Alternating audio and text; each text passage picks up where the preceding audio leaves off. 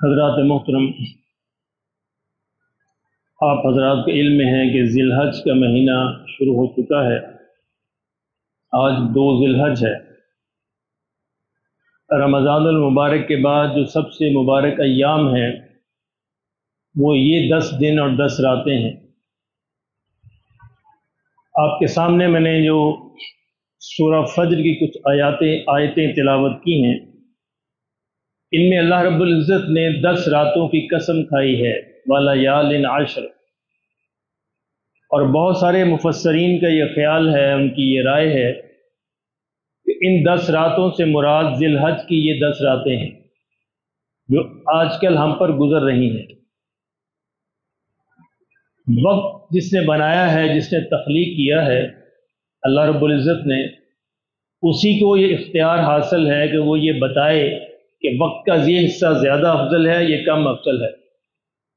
اللہ نے خود ہی بتایا، اللہ نے اپنے نبی صلی اللہ علیہ وسلم کے ذریعے بتلایا ہے کہ یہ راتیں، یہ 10 دن جو ہیں، یہ باقی مہینوں سے، باقی دنوں سے، باقی راتوں سے افضل ہے۔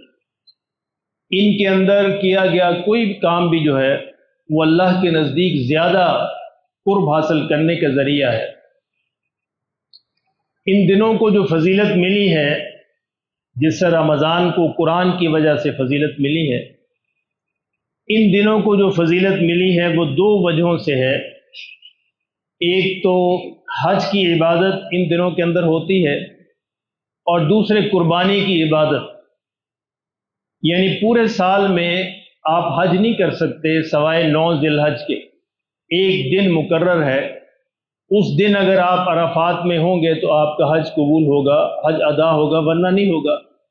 ایک خاص جگہ مقرر ہے، خاص وقت مقرر ہے۔ جگہوں کے اندر بھی اللہ نے برکت رکھی ہے، خیر و برکت رکھی ہے، فضیلت رکھی ہے۔ اسی طرح اوقات کے اندر بھی اللہ نے فضیلت اور خیر و برکت رکھی ہے۔ انہی اوقات میں سے یہ بہترین اوقات ہیں جو آج کل ہمارے اندر موجود ہیں۔ اس لیے ان سے فائدہ اٹھانا یہ اب ہماری ذمہ داری ہے، ہمارے اختیار میں ہے۔ وقت بہرحال گزر جاتا ہے، وقت کی یہی خوبی ہے کہ آئے گا اور گزر جائے گا۔ جو لوگ اس سے فائدہ اٹھا لیں گے وہ فائدے میں رہیں گے، جو نہیں اٹھائیں گے وہ نقصان میں رہیں گے۔ ایک بزرگ کہتے ہیں کہ میں نے وقت کی قدر جو ہے ایک برف والے سے سیکھی۔ ایک برف بیچ رہا تھا تو وہ یہ آواز لگا رہا تھا کہ لوگوں مجھے نقصان سے بچا دو، لوگوں میرا نقصان ہو رہا ہے، ہر لمحے میری برف جو ہے پگھل رہی ہے، خرید لو گے تو میرا فائدہ ہو جائے گا، نہیں خریدو گے تو میں مسلسل نقصان میں جا رہا ہوں۔ والعصر ان الانسان لفی خسر، انسان بھی اسی طرح مسلسل خسارے میں جا رہا ہے۔ اس وقت کو قیمتی بنا لے گا تو قیمتی بن جائے گا، ورنہ برف کی طرح اس وقت نے پگھل جانا ہے، ہمارے ہاتھوں سے نکل جانا ہے۔ استعمال ہو جائے گا، برف جو ہے اس سے پانی ٹھنڈا کر لیں گے تو قیمتی بنے گی، ورنہ اس سے کام پگھلنا ہے، پگھل جائے گی، ختم ہو جائے گی۔ وقت کا کام گزرنا ہے، گزر جائے گا، استعمال میں لے آئیں گے تو انشاءاللہ یہ قیمتی بن جائے گا۔ ان اوقات کے اندر اللہ کے نبی صلی اللہ علیہ وسلم نے اور صحابہ نے کچھ ایسی عبادات ہمیں عطا فرمائی ہیں، بتائی ہیں، اگر ہم ان عبادات پہ عمل کریں تو یہ 10 دن قیمتی بن جائیں گے۔ ان میں سب سے اہم ترین عبادت تو قربانی ہے، جن کو اللہ توفیق نصیب فرمائے تو وہ اس عبادت کے اندر لازمی حصہ ڈالیں۔ قربانی ایک عبادت ہے، اور یہ ایک ایسی عبادت ہے جو ساری شریعتوں کے اندر موجود رہی ہے ہمیشہ سے۔ سیدنا آدم علیہ السلام سے لے کر، آپ کو یاد ہے کہ سیدنا آدم علیہ السلام کے ایک بیٹے نے دوسرے بیٹے کو قتل کیا، کیوں؟ قربانی کی وجہ سے۔ اس زمانے میں قربانی کا طریقہ یہ تھا کہ اپنے جانور ذبح کر کے ایک جگہ پہ رکھ دیتے تھے، آسمان سے ایک آگ آتی تھی اور جس کی قربانی کو جلا دیتی، اس کا مطلب وہ اللہ کے ہاں قبول ہو گئی۔ یہ تو اللہ نے شریعت محمدی میں صلی اللہ علیہ وسلم یہ احسان فرمایا کہ ہم قربانیاں بھی کریں، ان کا گوشت بھی خود ہی کھائیں۔ پرانی شریعتوں میں ایسا نہیں تھا، قربانی کی جاتی اور رکھ دی جاتی، آسمان سے آگ آتی، اس کو جلا دیتی۔ تو ایک بیٹے کی قربانی قبول ہو گئی اور دوسرے کی قبول نہیں ہوئی۔ اب اس نے وہ بڑا حیران ہوا، اب اسی حسد کی وجہ سے اس نے اپنے دوسرے بھائی کو قتل کر دیا۔ یہ حسد بہت بری بیماری ہے۔ اس نے بتایا، دوسرے بھائی نے کہا کہ دیکھو بھائی، تم مجھے کیوں قتل کر رہے ہو؟ اللہ متقین کی قربانیاں قبول کرتا ہے، ہر ایک کی قربانی قبول نہیں کرتا۔ اس زمانے کی، ان ایام کی سب سے بہترین عبادت تو وہ حج ہے، جن کو اللہ نے توفیق نصیب فرمائی، وہ وہاں پہ چلے گئے ہیں، کچھ جا رہے ہیں۔ اور دوسری اہم ترین عبادت قربانی ہے۔ قربانی کا لفظ قرب سے نکلا ہے، قرب، اللہ کے قرب حاصل کرنے کا ذریعہ ہے۔ جو چاہتا ہے کہ اللہ کا قرب حاصل کرے، وہ اللہ کے حضور یہ تحفہ پیش کرے۔ اور اللہ نے فرمایا قرآن کے اندر کہ مجھ تک تمہاری قربانیوں کا گوشت اور خون نہیں پہنچتا، تمہارے دلوں کا تقویٰ پہنچتا ہے۔ لَن يَنَالَ اللَّهُ لُحُومُهَا وَلَا دِمَاؤُهَا، یہ گوشت اور خون تو تمہارے لیے ہے، تم استعمال کرو، کھاؤ پیو، موج اڑاؤ، میرے ہاں تو تمہارے دلوں کا تقویٰ پہنچے گا۔ اس لیے ہر عمل کی طرح ضروری ہے کہ اس کے اندر بھی ہماری نیت درست ہو، تصحیح نیت، اللہ کے لیے، صرف اللہ کی رضا کے لیے قربانی کرنا، اللہ کے حضور پیش کرنا، کوئی دکھاوا نہ ہو، بچوں کے لیے نہ ہو، بچے خوش ہو جائیں گے، میں قربانی نہ لایا تو لوگ کیا کہیں گے، بچے کیا کہیں گے، ان کی کوئی حیثیت نہیں ہے، صرف اللہ کی رضا کے لیے۔ جتنے بھی دینی اعمال ہیں ان میں سب سے جو سخت ہے تلوار کی دھار پہ چلنا، وہ نیت کا صحیح ہونا ہے۔ بڑا مشکل عمل ہے یہ، کوئی معمولی عمل نہیں ہے۔ نیت جب تک درست نہیں ہوتی، عمل اللہ کے ہاں قبول نہیں ہوتا۔ دیکھیں نبی کے بیٹے ہیں دونوں، قابیل بھی اور حابیل بھی، ایک کی نیت درست تھی، ایک کی نیت اللہ کی رضا کے لیے تھی، دوسرے کی نیت کچھ اور تھی۔ ایک کی قربانی قبول ہو گئی اور دوسرے کی ریجیکٹ ہو گئی۔ اس لیے قربانیوں سے پہلے ضروری ہے کہ اپنی نیتوں کو درست کر لیں کہ یا اللہ تیری رضا کے لیے کر لیں۔ جتنے آپ کے اندر وسائل ہو، دکھاوا بھی نہ ہو کہ دکھاوے کے لیے بڑھ چڑھ کے لایا جائے اور لوگوں کو دکھایا جائے، دیکھیں میں نے کیسا جانور لے کے آیا ہوں، یہ ہے فلاں ہے، اس کی تشہیر کی جائے اور اس کا اشتہار لگایا جائے، سارا غلط ہے۔ اللہ جانتے ہیں کہ آپ کے پاس کتنے وسائل ہیں، آپ کتنا افورڈ کر سکتے ہیں، یہ اللہ کو معلوم ہے۔ تو جو بھی بہترین آپ اچھے طریقے سے افورڈ کر سکتے ہیں، جو بھی جانور، اس کو لائیے اور صرف اللہ کی رضا کے لیے قربان کیجیے۔ میں اس کر رہا تھا کہ نیت کا صحیح ہونا بڑا ضروری ہے، اور یہ بڑا مشکل عمل ہے ہر عمل کے اندر۔ اللہ اکبر، اللہ کے یعنی ہم حضور کے صحابہ نے ہمیں اس میں بڑی بہترین تعلیم اور تربیت دی کہ نیت کیسے درست کی جاتی۔ سیدنا خالد ابن ولید رضی اللہ تعالیٰ عنہ کمانڈر ان چیف تھے فوجوں کے، جب وہ عروج پر تھے اپنے اس عہدے کے، حضرت عمر رضی اللہ تعالیٰ عنہ نے ان کو معزول کر دیا اور حضرت ابو عبیدہ بن جراح کو بھیجا کہ تم فوجوں کی کمان ان سے لے لو، یہ میرا خط دو، وہ معزول ہیں ابھی سے۔ وہ تشریف لے گئے اور ان کو یہ خط دکھایا۔ انہوں نے بغیر کسی حیل و حجت کے، بغیر کسی ماتھے پہ بل ڈالے اس کو قبول کیا، عام سپاہی کی حیثیت سے کہ مجھے کوئی مسئلہ نہیں ہے۔ لوگوں نے پوچھا کہ آپ کو کوئی مسئلہ نہیں بنا؟ اب اندازہ فرمایا، ذرا ان کا جواب سنیے۔ فرمایا کہ اگر تو میں عمر کے لیے لڑتا تھا پھر تو میں غصہ کرتا، میں تو اللہ کے لیے لڑتا، اور اللہ پہلے بھی وہی تھا، آج بھی وہی ہے، ہمیشہ وہی رہے۔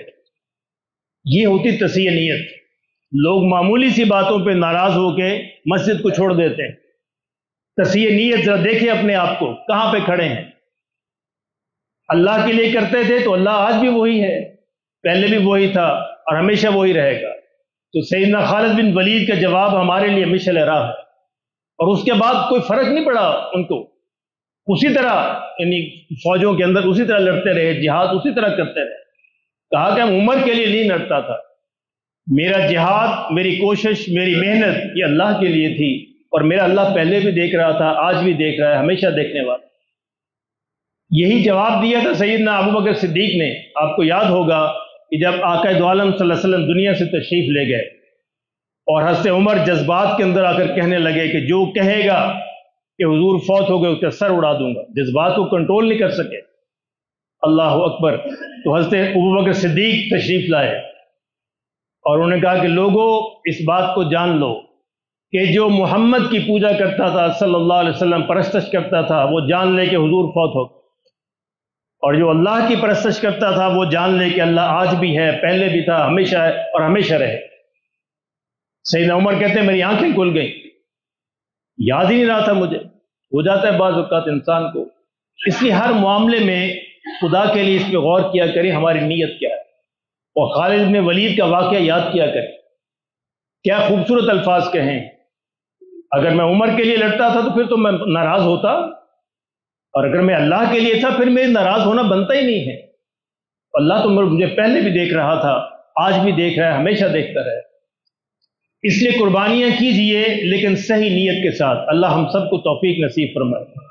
دوسرا عمل جو ان ایام میں کرنا ہے وہ اللہ کا ذکر ہے، اور ان ایام کا سب سے بہترین ذکر جو ہے وہ تکبیرات ہیں۔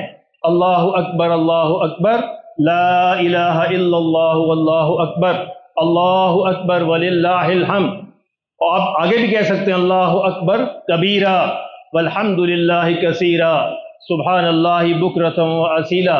اور اس کو باجماعت پڑھیے، اس کو باجماعت پڑھنے کا اپنا ہی مزہ ہے، یعنی تشریق، ایام تشریق میں یہ ضروری ہے ہر نماز کے بعد پڑھنا اور اونچی آواز سے پڑھنا، لیکن ہمارے ہاں اس کو بھی لوگ شرم محسوس کرتے ہیں۔ ایام تشریق میں 9 ذی الحج کی فجر سے لے کر 13 ذی الحج کی عصر تک یہ تکبیرات ہر نماز کے ساتھ پڑھی جائیں گی۔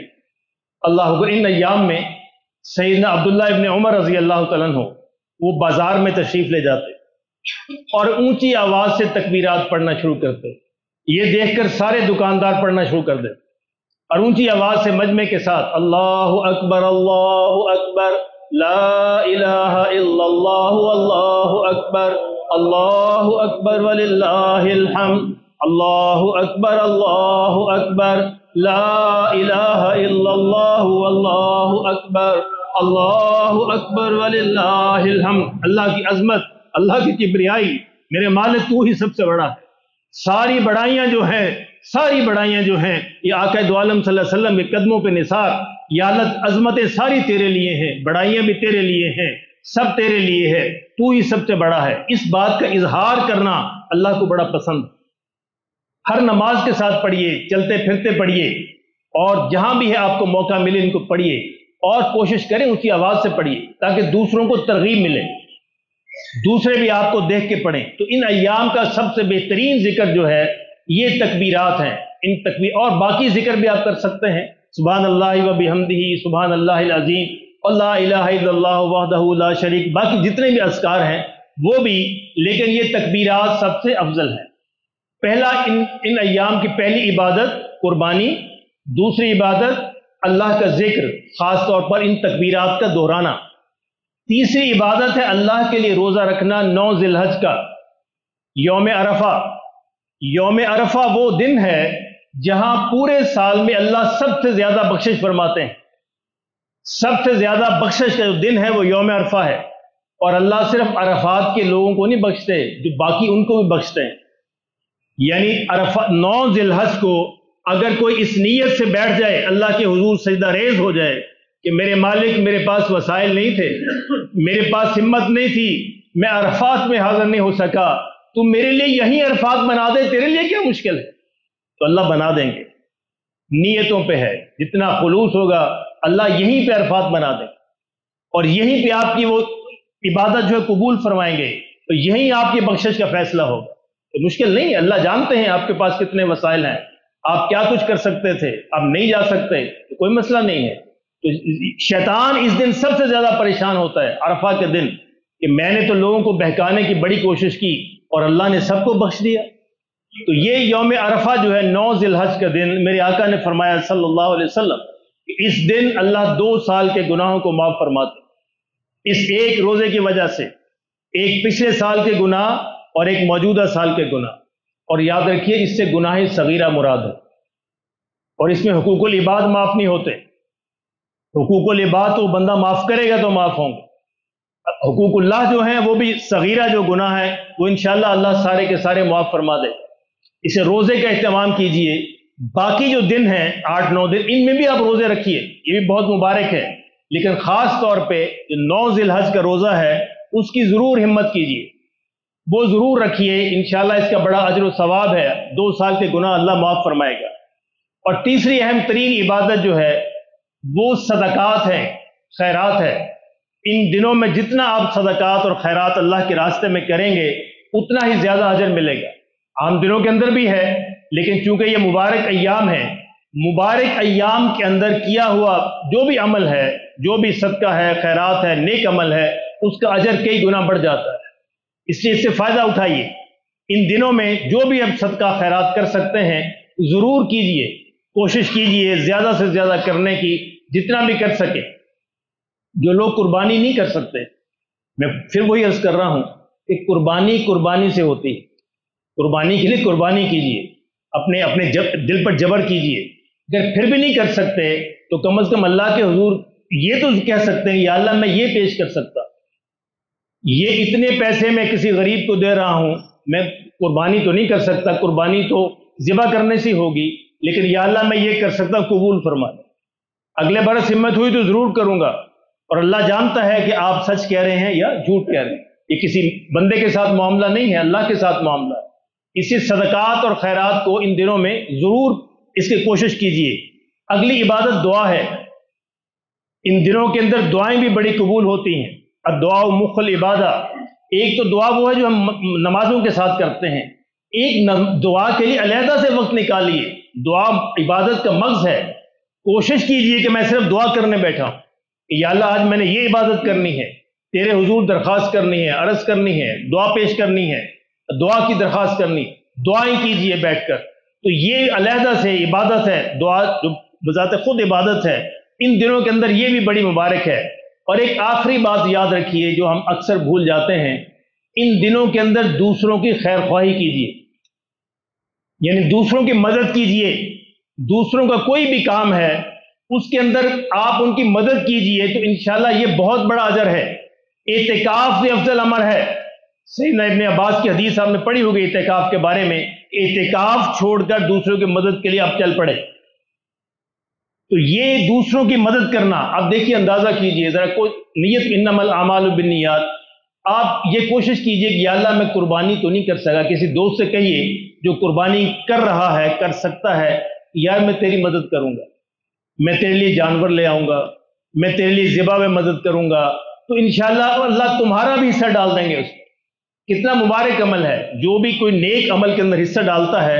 ایک حدیث کے اندر جس کا مفہوم یہ ہے، ایک فقیر اگر آپ کے دروازے پہ آئے تو 3 لوگوں کو اس کا ثواب ملتا ہے، اگر آپ اس کی مدد کی ہے 3 لوگوں کو، ایک وہ جو گھر کے اندر آٹا لے کے آیا جس نے کمایا اس کو اجر ملے گا، اور دوسری وہ خاتون جس نے پکایا، اور تیسرا وہ جو روٹی پکڑ کر اس کو دینے گیا۔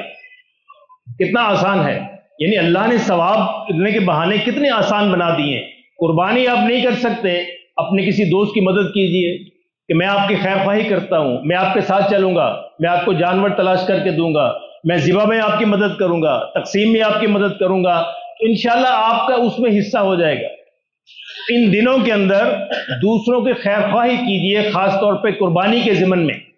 ان کے لیے ہر بندے کے بس کی بات نہیں ہوتی، جانور کا خریدنا، تلاش کرنا مشکل امر ہے، کم از کم میرے لیے تو بہت ہی مشکل ہے، اس لیے ہر برس میں ڈھونڈتا ہوں کہ اللہ کوئی بندہ مل جائے، اللہ اس دفعہ بھی کوئی نصیب فرما دیں گے، تو انشاءاللہ جو بھی ملے گا اس کو بھی اس قربانی کا اجر ملے گا۔ تو آپ جس طرح بھی دوسرے کی ہیلپ کر سکتے ہیں اس عمل میں، اس کی مدد کیجئے، اس نیت کے ساتھ کہ یا اللہ میں تو نہیں کر سکا، تو مجھے توفیق دے گا تو انشاءاللہ میں اگلے برس ضرور کروں گا، اس برس میری یہ مدد قبول فرما۔ اور اللہ کے لیے کوئی بعید نہیں ہے کہ اللہ آپ کے لیے پوری کی پوری قربانی کا اجر لکھ دے، کون سا مشکل ہے؟